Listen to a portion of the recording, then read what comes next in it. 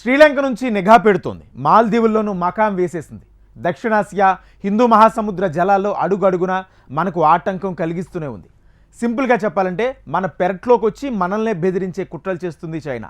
మరి dragon కుట్రలకు check పెట్టాలంటే గత కొంతకాలంగా ఇండియా ఆ దిశగానే యాక్షన్ మార్చింది. సౌత్ చైనా సముద్రంలో ఫిలిప్పీన్స్కు అండగా నిలవడమే కాక చైనా తనదిగా చెబుతున్న తైవాన్ విషయంలోనూ దూకుడు పెంచుతుంది. ఈ దూకుడు యుద్ధం కోసం కాదు, స్నేహం కోసం. ఆ దోస్తీలో భాగంగానే తాజాగా ముంబైలో తైవాన్ కార్యాలయం తెరుచుకుంది. ఈ ఆఫీస్ విషయంలోనే బీజింగ్ తన కడుపు మంట బయట పెట్టుకుంది. తైవాన్ ఇండియా మధ్య స్నేహం సరికాదంటూ తైపీ ఎప్పటికీ తమ భూభాగమే అని పాత రాగానే మరోసారి అందుకుంది. ఇంతకు తైపీతో భారత్ స్నేహం చైనాను ఎందుకు కలవరపెడుతుంది? ముంబైలో తైవాన్ కార్యాలయం ఉంటే చైనాకు వచ్చే చిక్కులేంటి? Let's watch the story. Bharat Taiwan దోస్తీపై డ్రాగన్ ఎందుకు కస్సుమంటోంది? తైపీ న్యూఢిల్లీ మధ్య దోస్తీతో బీజింగ్ కు వచ్చిన చిక్కేంటి? చైనాకు చెక్ పెట్టే విషయంలో ఇండియా గేర్ మార్చిందా? తైవాన్ 2.3 కోట్ల జనాభా ఉండే చిన్న ద్వీపదేశం. ఈ పేరు వినపడగానే వెంటనే డ్రాగన్ కంట్రీ స్ఫురణకు వస్తుంది. ఎందుకంటే ఈ ద్వీపదేశంపై డ్రాగన్ కన్ను ఇప్పటిది కాదు. దశాబ్దాలుగా తైపీ ఆక్రమణ కుట్రలు జరుగుతూనే ఉన్నాయి. ప్రజాస్వామ్య ప్రభుత్వ పాలనలో కొనసాగుతున్న తైవాన్ ను 70 ఏళ్లుగా మాతృదేశానికి ద్రోహం తలపెట్టిన భూభాగంగా పరిగణిస్తోంది చైనా. దాన్ని తమ దేశంలో భాగంగానే గుర్తించాలంటూ ప్రపంచ దేశాలన్నింటిపైన ఒత్తిడి తెస్తోంది కూడా. దీంతో చాలా కొద్ది దేశాలు మాత్రమే తైపీతో అధికారికంగా దౌత్య సంబంధాలు నెరపుతున్నాయి. అత్యధిక దేశాలు అనధికారికంగా సంబంధాలు కొనసాగిస్తున్నాయి. సింపుల్ గా చెప్పాలంటే తైవాన్ అంతర్జాతీయ హోదాపై ఓ స్పష్టత అంటూ లేదు. ఇలాంటి సమయంలో తైవాన్ తో ఏ దేశము ఎలాంటి ఒప్పందాలు కుదుర్చుకున్నా బీజింగ్ కు ఎక్కడో కాలుతుంది. కానీ ఇండియా ఆ విషయంలోనే చాలా కాలంగా జిన్పింగ్ ప్రభుత్వాన్ని ఓపెన్ గా సవాల్ చేస్తోంది. తైవాన్ కు దౌత్యపరంగా దగ్గరవుతూ చైనాను రెచ్చగొడుతోంది. తాజాగా ముంబైలో తైపీకి చెందిన తైపీ ఆర్థిక సాంస్కృతిక మండలి కార్యాలయం ప్రారంభమైంది. ఈ తరహా కార్యాలయాలు ఇప్పటికే ఢిల్లీ, చెన్నైలో ఉన్నాయి. ఇది 3వ ఆఫీస్. ఈ ఆఫీసే చైనాకు చెరెత్తుకొచ్చేలా చేసింది. తైపీ ఆర్థిక సాంస్కృతిక మండలి పేరుతో కార్యాలయాలు ఏర్పాటు చేస్తున్నా అవి 2 దేశాల మధ్య దౌత్య కార్యాలయాలతో సమానమని బీజింగ్ కు తెలుసు. అందుకే ఈ విషయంలో నిరసన తెలుపుతున్నట్టు ప్రకటించింది. ప్రపంచంలో ఒకే చైనా ఉంది.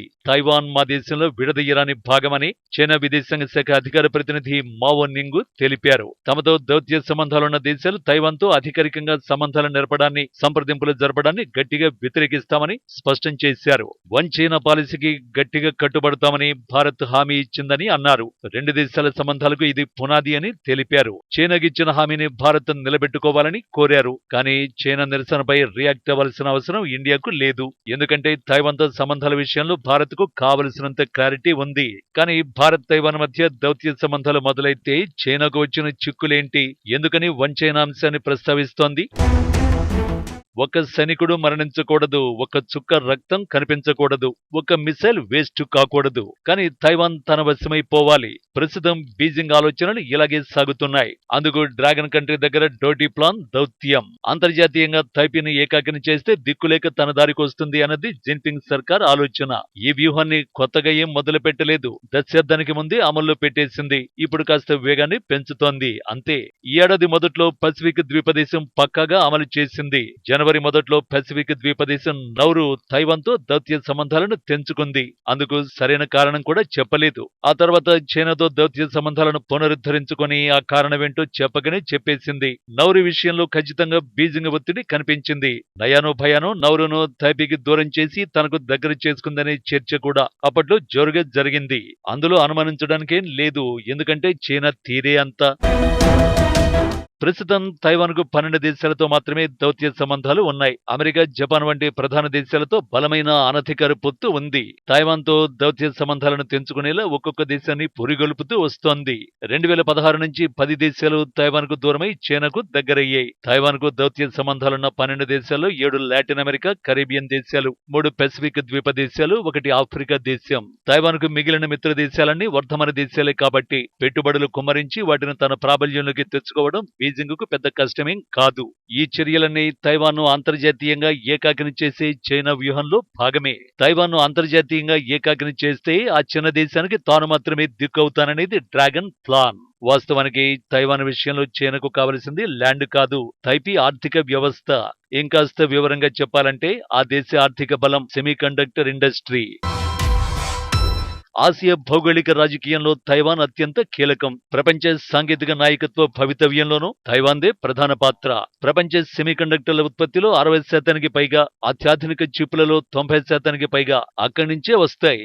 ల్యాప్టాప్లు, స్మార్ట్ ఫోన్ల నుంచి కార్లు, ఉపగ్రహాల దాకా ఎలక్ట్రానిక్ ఉపకరణాలన్నింటికీ అవి ప్రాణాధారం. సింపుల్ గా చెప్పాలంటే ఫ్యూచర్ లో తైవాన్ సెమీకండక్టర్ ఇండస్ట్రీ ప్రపంచాన్ని ఏలబోతోంది. అలాంటి పరిశ్రమను తన గుప్పెట్లో పెట్టుకోవాలంటే ఆ చిన్న ద్వీప దేశాన్ని ఆక్రమించుకోవడమైనా చేయాలి, లేదంటే అంతర్జాతీయంగా ఏకాగ్రం చేసి తన గుప్పెట్లో అయినా పెట్టుకోవాలి. ఆ రెండింటిలో మొదటిది సాధ్యం కాదు అనుకుంది కాబట్టే ఈ రెండో కుట్రకు తెరతీసింది బీజింగ్. కానీ ఈ వ్యూహంలో కూడా జిన్పింగ్ సర్కారు విజయం సాధించలేదు. భవిష్యత్తులో కూడా అందుకు అవకాశమే ఉండదు. ఎందుకంటే తైవాన్ తో అధికారికంగా దౌత్య సంబంధాలు లేకపోయినా అగ్రదేశాలు తైపీకి ఎప్పుడూ అందుబాటులోనే ఉంటాయి. మన విషయానికి వస్తే గత 8 ఏళ్ల కాలంలో తైపీతో న్యూఢిల్లీ స్నేహం బలపడింది. ఎలాంటి దౌత్య సంబంధాలు లేకున్నా ఇప్పటికే 250కి పైగా తైవాన్ కంపెనీలు భారత్లో $400 కోట్ల మేర పెట్టుబడులు పెట్టాయి. ఇప్పుడు తైపీ ఆర్థిక సాంస్కృతిక మండలి పేరుతో కార్యాలయాల ఏర్పాటు కూడా అందులో భాగమే. ఇదే చైనాకు మంట తెప్పిస్తుంది కూడా.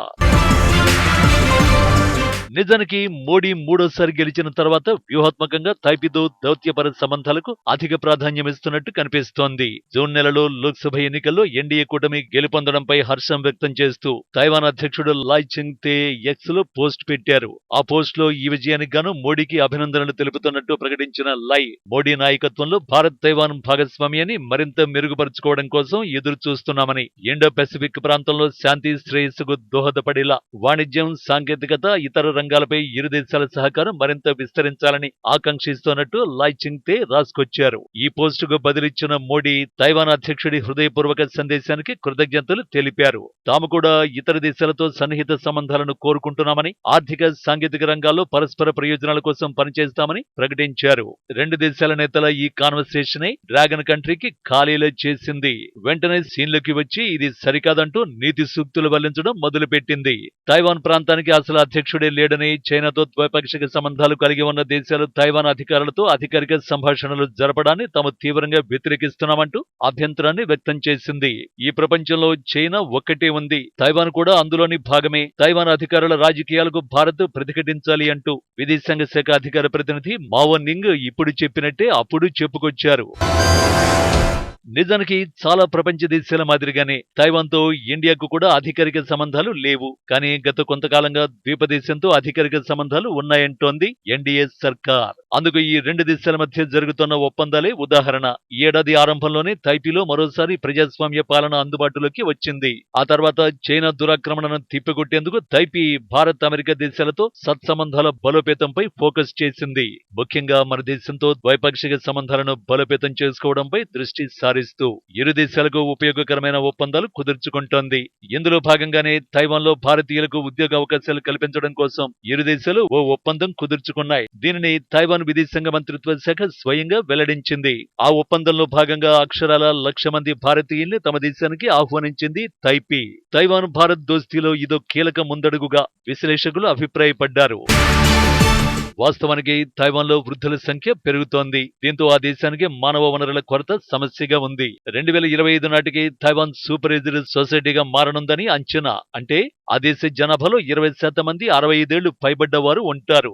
తైవాన్లో నిరుద్యోగ రేటు కనిష్టానికి చేరుకుని 2000 సంవత్సరం స్థాయిలో ఉంది. $790 బిలియన్ తైపీ ఆర్థిక వ్యవస్థ మరింత ముందుకు వెళ్లడానికి శ్రామికులు అవసరం. ఈ కారణంగానే తైవాన్ ప్రస్తుతం వలస కార్మికుల మీద ఆధారపడుతోంది. ఇప్పటికే వియత్నాం, థాయిలాండ్, ఇండోనేషియా, ఫిలిప్పీన్స్ దేశాలకు చెందిన 7 లక్షల మంది తైవాన్లో పనిచేస్తున్నారు. ఆ లిస్టులోకి ఇండియాను కూడా చేర్చి మరో 1,00,000 మందిని తమ దేశానికి ఆహ్వానించాలని తైపీ లక్ష్యంగా పెట్టుకుంది. ఈ ఒప్పందం ద్వారా స్థానికులతో సమానంగా భారతీయులకు వేతనాలు, బీమా సదుపాయాలు కల్పించేందుకు సిద్ధమని ప్రకటించింది. ఈ ఒప్పందం ద్వారా తైవాన్తో భారత్ అధికారిక సంబంధాలను నెరపుతున్నట్టే లెక్క. అంతేకాదు భవిష్యత్తులో తైవాన్ పై చైనా దాడికి ప్రయత్నిస్తే భారత్ ఆ దేశంలో ఉన్న భారతీయుల గురించి గళం వినిపించడంతో పాటు తైవాన్ కు మద్దతుగా యుద్ధంలోకి దిగే అవకాశం ఉంటుంది. అందుకే ఇది జిన్పింగ్ సర్కార్ కు ఓపెన్ సవాల్ అనేది. తైపీతో ఒప్పందాన్ని పక్కన పెడితే ఎన్డీఏ సర్కార్ గత ఏడాది ప్రకటించిన పద్మ అవార్డులు కూడా బీజింగ్ మైండ్ బ్లాంక్ చేసేశాయి. ఎందుకంటే తైవాన్ కు చెందిన ఫాక్స్కాన్ చైర్మన్ సీఈఓ యంగ్ లియుకు మోడీ సర్కార్ పద్మభూషణ్ అవార్డు ప్రకటించింది. భారత అత్యున్నత 3వ పౌర పురస్కారం పద్మభూషణ్. యంగ్ లియుకి పద్మభూషణ్ ప్రకటించడం అంటే చైనాను కవించడమే. అంతేగాక ఈ అవార్డును అందుకుంటున్న తొలి తైవానీయుడు కూడా యంగ్ లియునే. లియుకు పద్మ అవార్డును ప్రకటించడం ద్వారా తైవాన్ ను అధికారికంగా గుర్తించినట్టు చెప్పకనే చెప్పిందన్నమాట. వాస్తవానికి చైనా విదేశాంగ శాఖ అధికార ప్రతినిధి మావో నింగ్ చెప్పినట్టు భారత్ అధికారికంగా వన్ చైనా పాలసీని గుర్తిస్తోంది. కానీ మన పొరుగున ఉన్న శ్రీలంక, పాక్, మాల్దీవుల్లో వేలు పెట్టి ఇండియాను ఇరుకన పెట్టాలనే డ్రాగన్ కుట్రల నేపథ్యంలోనే ఇలా వ్యూహం మార్చాల్సి వస్తోంది. అందులో భాగంగానే తైపీ విషయంలో భారత్ ఏకంగా కాలు పెడుతోంది. తైపీతో అధికారికంగా ఒప్పందాలు, ఆ దేశ పౌరులకు భారత ప్రతిష్టాత్మక పురస్కారాలు ప్రకటించడం ద్వారా బీజింగ్ మైండ్ బ్లాంక్ అయ్యే రేంజ్ లో కౌంటర్లు ఇవ్వడం మొదలుపెట్టింది. మరోవైపు చైనా ఆలోచనలు, అడుగులు ఎప్పుడూ సొంత ప్రయోజనాల కోణంలోనే ఉంటాయి. ఈ క్రమంలో ఎవరిని అభ్యంతరాలు తెలిపినా ఆ దేశం పట్టించుకోదు. మొదటి నుంచి దాని ధోరణే అంతా. బీజింగ్ ఆధిపత్యాన్ని ఎప్పటికైనా అడ్డుకునేది భారతదేశమే. ఒకప్పుడు చైనా ఎంత వేగంగా ఎదిగిందో అంతకు రెట్టింపు వేగంతో ఇప్పుడు భారత్ ఎదుగుతోంది. అంతర్జాతీయ రాజకీయంలో తిరుగులేని స్థానంలో ఉంది. ఫలితంగా ఎప్పటికైనా తన ఆధిపత్యానికి గండి కొట్టే ప్రమాదం ఉందన్న భయంతో మనకు అడుగడుగునా అడ్డు తగిలే ప్రయత్నం చేస్తోంది బీజింగ్. శ్రీలంక, మాల్దీవులు, నేపాల్ లాంటి మన పొరుగు దేశాలను ఇష్టారీతిన అప్పులిచ్చి మనపై నిఘా పెట్టే ప్రయత్నం చేస్తోంది. ఇటీవల మాల్దీవులతో వివాదంలో కంటికి కనిపించని కుట్రలన్నీ చైనావే. సింపుల్ గా చెప్పాలంటే మన పెరట్లోకి చొరబడి మనల్ని బెదిరించే ప్రయత్నాలు చేస్తోంది బీజింగ్. అందుకే ఇప్పుడు ఇండియా అదే రూట్ లో జిన్పింగ్ సర్కార్ కు బుద్ధి చెప్పాలని డిసైడ్ అయింది. అందులో భాగంగానే చైనా తనదే అని చెబుతున్న తైవాన్ అధికారికంగా గుర్తిస్తూ అడ్డం తగులుతోంది. ఈ వ్యవహారంలో జిన్పింగ్ సర్కార్ ఒక్కటి మాత్రం అర్థం చేసుకోవాలి. ఒకప్పటిలా ఇండియా లేదని గుర్తెరగాలి. కాదని మన పొరుగు దేశాల అమాయకత్వాన్ని క్యాష్ చేసుకుని మనపై నిఘా పెట్టే ప్రయత్నాలు చేస్తే వాటికి ఎలా చెక్ పెట్టాలో ఎన్డీఏ సర్కార్ కు తెలిసినంతగా ఎవరికీ తెలియదు. అందుకు తైవాన్ ఓ బెస్ట్ ఎగ్జాంపుల్. మరి ఇప్పటికైనా డోటీ డ్రాగన్ లో మార్పు వస్తుందేమో చూడాలి.